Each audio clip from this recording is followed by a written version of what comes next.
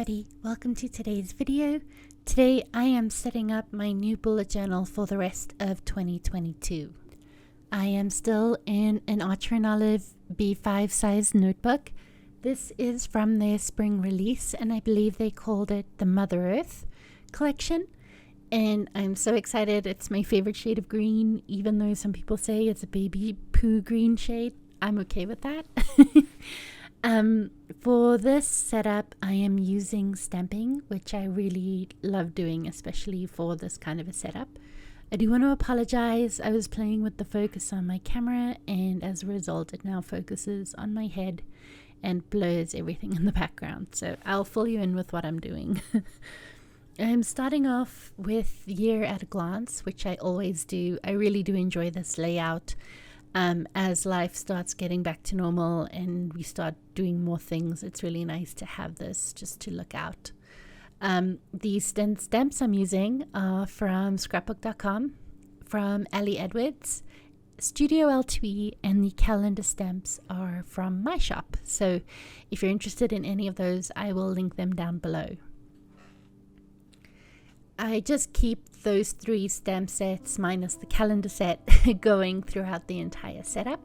I also decided to stick with my florals, which I've been doing other than, I guess, the beginning of 2022 I did abstracts. But I brought in an abstract element by drawing circles over my doodles and then just coloring in what was inside the circle. I can do a tutorial on this for you so that you can see that it's really fun and it's a really cool effect.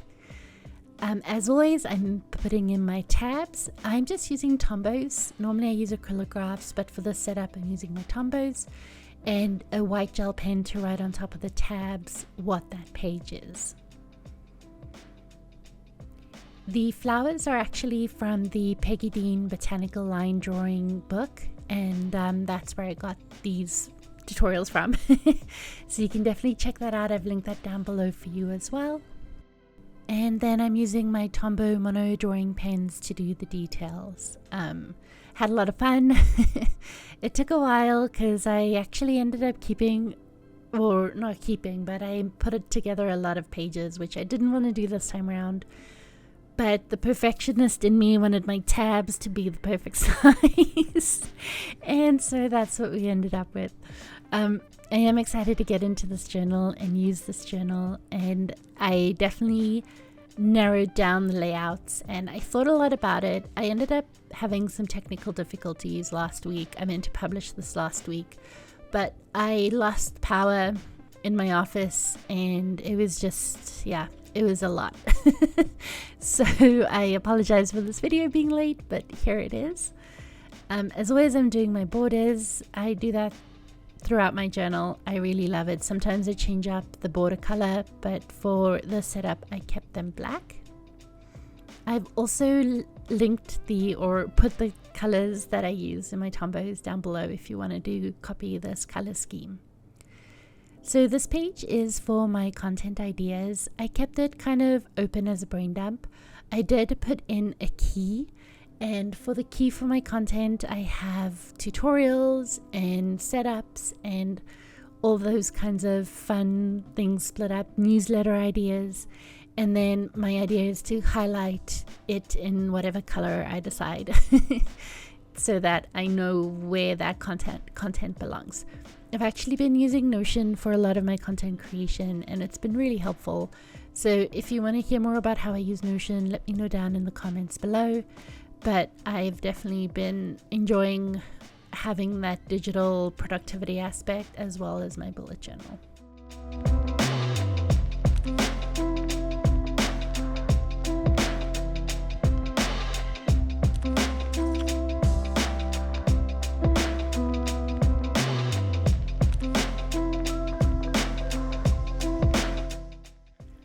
This next page is my Kanban board. I call it a Kanban board. It started as a Kanban board, which is why the name's kind of stuck in my head, but it's actually just a fancy pants checklist. Normally I do one checklist for my blog and one checklist for my videos, but I decided this year, or this bullet journal, to combine the two, and so we'll see how it goes. I think I'm gonna like having everything on one page because I always do a blog post with the video,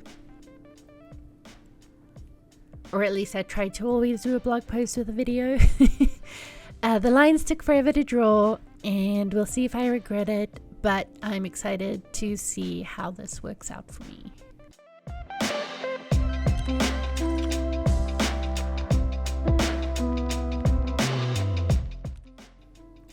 This next layout is a summary of my budget stuff. I have something else where I'm keeping all my budgetary needs, but this is kind of nice just to flip through when we have quick questions regarding what's going on. So I did this in my last bullet journal. I didn't use it and I regret not using it. So I'm really going to focus the next 6 months on using this. And this is me getting tired and seeing how many more pages I have left to do. So for my kind of budget overview, I'm including income, expenses, and then the little box at the bottom is subscriptions. I've actually gotten rid of a lot of subscriptions, and then I guess signed up for more memberships. I'm part of the Flock, which is the pigeon letters, and then I'm part of the Bonnie Christine, I think she calls it Flourish membership, and so then I have a couple other sub boxes that I have going, so those should be enough to keep track of how much and what's going on. So we'll see. I really want to focus on using this spread and getting a better feel for it and seeing how I can adapt it for the future.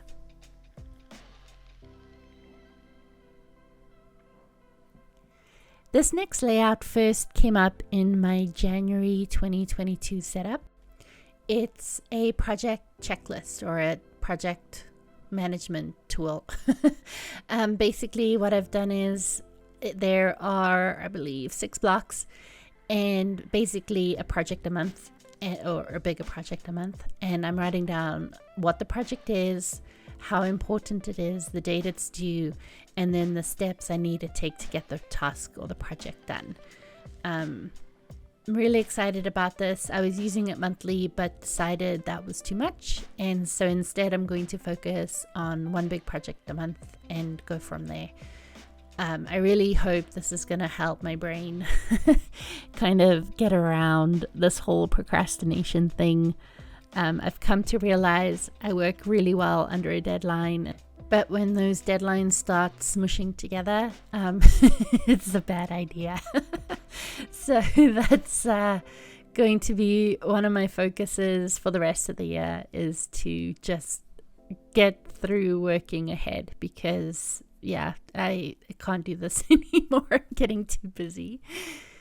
So this next layout is a book list layout. I've decided to make 2 pages for 2022's coping mechanism. Apparently I have chosen to read.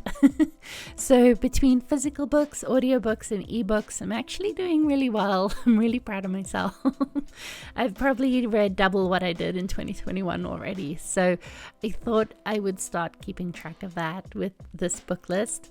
I was going to write down all the books I've already read, just to kind of feel good about myself, but I ended up there's not enough space for me to do that, and based on the number of books I've bought now, just because I bought a book doesn't mean I'm going to read it. But there are a couple that I really want to get through, so I'm hoping to put those down on this list. So unfortunately, because my head gets in the way, you can't see what my key is. So I ended up gluing in a Dutch door for the key so that I can have it with me and I know what I'm marking down. And then it just flips open and I can write what I need to do. In that last column, I decided to put, instead of putting notes, I put 3 words to describe the book. I thought that was a good compromise between a notes section and then also just cutting to the chase.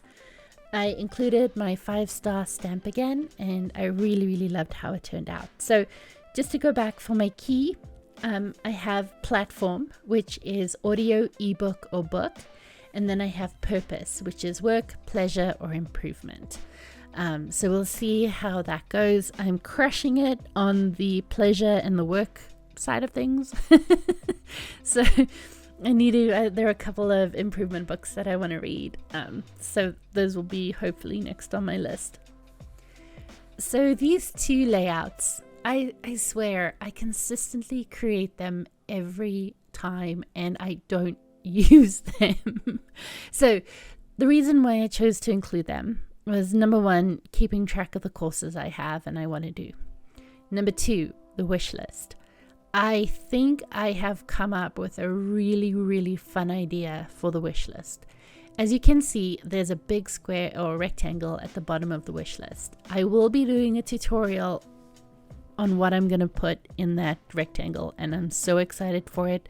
I'm hoping it'll be the last, or either the first video of July or the second video, but it's going to be a lot of fun and I really hope you like it. My final layout is my year in color. Now, my plan here is to take the color schemes or the color palettes that I've used throughout the year and put them all together on one page so that I can see them all together and see, just for fun, what colors I prefer.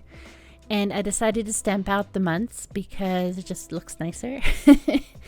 And I ended up using a stencil to draw out circles where I will be coloring in the colors that I used. I'm really excited to get going on this and fill in what I've done so far. But that's my bullet journal setup. I hope you enjoyed today's video. If you have any questions or comments, please don't hesitate to reach out to me. I'll be happy to answer them. Please make sure to stay till the end where I have a full flip through for you.